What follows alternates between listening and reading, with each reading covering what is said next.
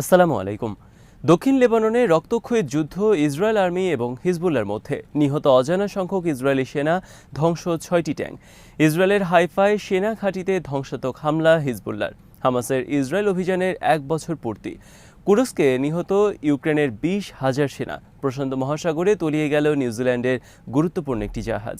Bdviews ইনফোটেইনমেন্টে স্বাগত জানাচ্ছি আমি তাসনিম হোসাইন। আজ জানাবো প্রতিরক্ষা সংক্রান্ত গুরুত্বপূর্ণ কিছু খবর। ইসরায়েলের দখলে থাকা ঐতিহাসিক গুরুত্বপূর্ণ বন্দরনগরী হাইফায় তীব্র রকেট হামলা চালিয়েছে হিজবুল্লাহ। রবিবার বিকাল এবং সোমবার সকালে কয়েক দফায় ফাদি-1 মিসাইলের সাহায্যে চালানো হয়েছে ধ্বংসাত্মক এই হামলা। হামলার মূল লক্ষ্যস্থল ছিল কার্মেল সেনাঘাঁটি। ফাদি মিসাইল ছাড়া আত্মঘাতী রকেট হামলা চালিয়েছে হিজবুল্লাহ। এসব রকেট এবং ড্রোন প্রতিহত করতে ব্যর্থ হয়েছে ইসরায়েলের এয়ার ডিফেন্স সিস্টেম। প্রকাশিত ছবি, ভিডিও এবং ইসরায়েলের গণমাধ্যমের খবর অনুসারে হামলায় নিহত হয়েছে অজানা সংখ্যক ইসরায়েলি সেনা। টাইমস অফ ইসরায়েল সহ বিভিন্ন গণমাধ্যমে ১ ডজনেরও বেশি ইসরায়েলি সেনার গুরুতর আহত হওয়ার কথা প্রকাশ করা হয়েছে। প্রত্যক্ষদর্শীদের বিবরণ অনুসারে হামলার পর গোটা এলাকায় কয়েক ডজন অ্যাম্বুলেন্স আহত নিহতদের নিয়ে ছুটেছে বিভিন্ন হাসপাতালে। ক্রুসেডের সময় থেকে বিখ্যাত হাইফা শহরের অবস্থান ভূমধ্যসাগরের তীরে উত্তর ইসরায়েলে।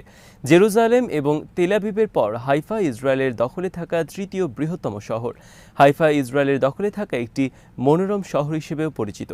হিজবুল্লাহর হামলায় উত্তর ইসরায়েল তছনছ হয়ে যাওয়ার পর এবার লণ্ডভণ্ড হয়ে যাওয়ার পথে ইসরায়েলের গুরুত্বপূর্ণ এই সমুদ্র শহরটি।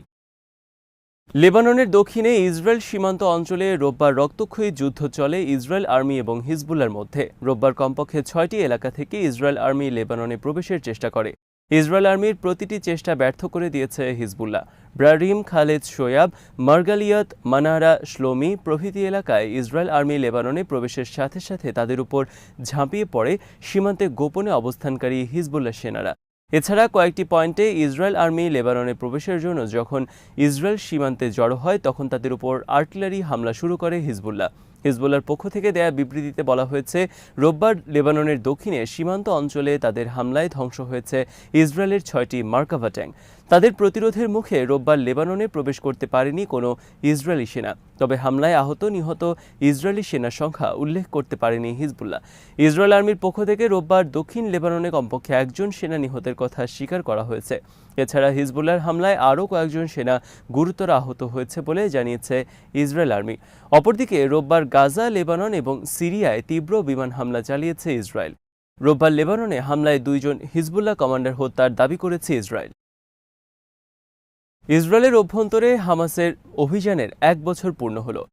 ২০২৩ সালের ৭ই অক্টোবর গাজার সশস্ত্র বাহিনী হামাস আকস্মিকভাবে অভিযান চালায় ইসরায়েলের অভ্যন্তরে। একই সাথে ওই দিন ইসরায়েলে কমপক্ষে ৫,০০০ রকেট ও ড্রোন হামলা চালায় হামাস। ইসরায়েলের দাবি অনুসারে ৭ই অক্টোবর হামাসের হামলায় ইসরায়েলের অভ্যন্তরে নিহত হয়েছে ১,১৯৫ জন। এদের মধ্যে ইসরায়েলি সেনা এবং দেশি বিদেশি বেসামরিক নাগরিক রয়েছে। ইসরায়েলের অভ্যন্তরে একাধিক সেনা ঘাঁটিতে অভিযান চালিয়ে ২৫০রও বেশি ইসরায়েলি সেনা এবং বেসামরিক লোকজনকে জিম্মি করে নিয়ে যায় হামাস। এরপর ৮ই অক্টোবর থেকে ইসরায়েল গাজায় হামাসের বিরুদ্ধে সর্বাত্মক যুদ্ধ ঘোষণা করে।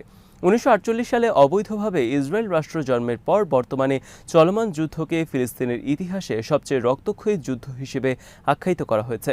গাজা স্বাস্থ্য বিভাগের তথ্য অনুসারে ইসরায়েলের হামলায় নিহত হয়েছে কমপক্ষে ৪১,০০০ বেসামরিক ফিলিস্তিনি। তবে আন্তর্জাতিক বিভিন্ন সংস্থার তথ্য অনুসারে গাজায় এবছরে ইসরায়েলের হামলায় নিহত হয়েছে ১.৫ লাখের বেশি ফিলিস্তিনি। অপরদিকে ইসরায়েলের নির্বিচার হামলার কারণে বাড়িঘর ছেড়ে উদ্বাস্তুতে পরিণত হয়েছে গাজার ২০ লাখেরও বেশি ফিলিস্তিনি।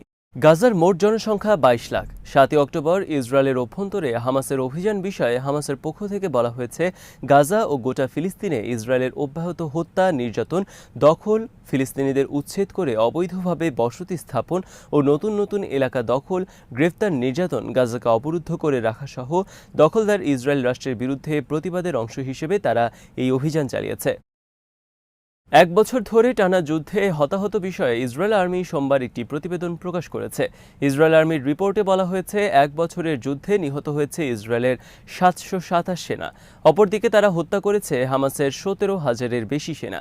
ইসরায়েল আর্মি বলছে, ১ বছরে গাজা ও লেবানন থেকে ২৬,০০০-এর বেশি রকেট, মিসাইল ও ড্রোন ছোড়া হয়েছে ইসরায়েলে। গাজায় ইসরায়েল ৪০,০০০-এর বেশি লক্ষ্যবস্তুতে আক্রমণ চালিয়েছে।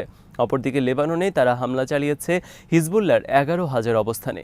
ইসরায়েল আর্মি দাবি করেছে লেবাননে তাদের হামলায় নিহত হয়েছে হিজবুল্লাহর 90 কমান্ডার। তবে আন্তর্জাতিক বিভিন্ন সংস্থার তথ্য অনুসারে ইসরায়েল আর্মির এই প্রতিবেদন একটি নির্জলা মিথ্যা রিপোর্ট। কারণ জাতিসংঘ সহ আন্তর্জাতিক বিভিন্ন সংস্থার তথ্য অনুসারে ইসরায়েলের হামলায় গাজায় ধ্বংস হয়ে গেছে 60 থেকে 80% ভবন। গাজা যুদ্ধের 1 বছর পূর্তি উপলক্ষে পাকিস্তান, ইয়েমেনে, ইরাক, ইরান, সিরিয়া, আফগানিস্তান, বিশ্বের দেশে দেশে চলছে বিক্ষোভ মিছিল ইসরায়েলের বিরুদ্ধে। 1 বছরের মাথায় গাজা যুদ্ধ এখন সর্বাত্মক ইরান ইসরায়েল যুদ্ধে প্রবেশের অপেক্ষায়। 1 বছর ধরে যুদ্ধবিরতির নামে যুক্তরাষ্ট্রের নাটক দেখেছে বিশ্ব। কুরস্কে নিহত হয়েছে ইউক্রেনের 20,800 সেনা। রাশিয়ান প্রতিরক্ষা মন্ত্রণালয় রোববার এক বিবৃতিতে জানিয়েছে এই তথ্য।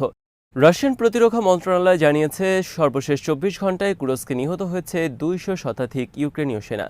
রাশিয়ান আর্মির পক্ষ থেকে বলা হয়েছে ইউক্রেনের দখলে নেয়া কুরস্কের অনেক এলাকা উদ্ধার করা হয়েছে। ইউক্রেন আর্মি শুরুর দিকে নতুন কয়েকটি এলাকা দখলে নিলেও বর্তমানে তারা এখানে আর কোনো সুবিধাজনক অবস্থায় নেই। রাশিয়ান প্রতিরক্ষা মন্ত্রণালয় রোববারের বিবৃতিতে বলেছে 6 আগস্ট ইউক্রেনে আর্মি কুরস্কে অভিযান শুরু করার পর রাশিয়ার হামলায় ধ্বংস হয়েছে ইউক্রেনের 130টি ট্যাঙ্ক, 66টি ইনফ্যান্ট্রি ফাইটিং ভেহিকেল এবং শতাধিক আর্মার্ড পার্সোনাল ক্যারিয়ার। প্রশান্ত মহাসাগরে তলিয়ে গেছে নিউজিল্যান্ডের একটি বৃহৎ আকারের রণতরী। রোববার দেশটির প্রতিরক্ষা মন্ত্রণালয়ের পক্ষ থেকে এক বিবৃতিতে জানানো হয়েছে এই তথ্য। এতে বলা হয়, একটি প্রবাল প্রাচীরের সাথে ধাক্কা লাগার পর রণতরীটিতে প্রথমে আগুন ধরে যায়। এরপর তলা ফেটে দ্রুত তলিয়ে যায় জাহাজটি। তবে দুর্ঘটনার প্রকৃত কারণ অনুসন্ধানে অধিকতর তদন্তের কথা জানিয়েছে নিউজিল্যান্ড।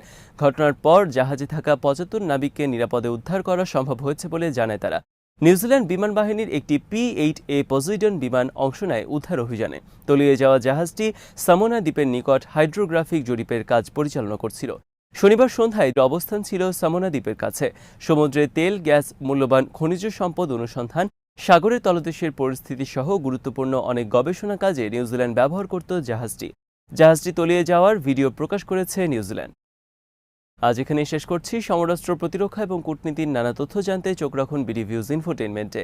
চ্যানেলটি ভালো লাগলে সাবস্ক্রাইব করুন। সংযুক্ত থাকুন আমাদের ফেসবুক পেজে। আল্লাহ হাফেজ।